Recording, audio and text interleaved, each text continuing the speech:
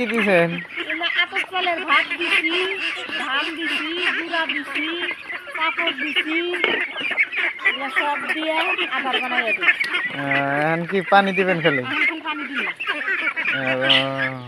আর গুলো তো হুক নাই না খাই আলা দিতেছে। পানি দিয়ে এখন মাখাইয়া দিব। কতগুলা হাঁস আছে? হাঁস আছে 400।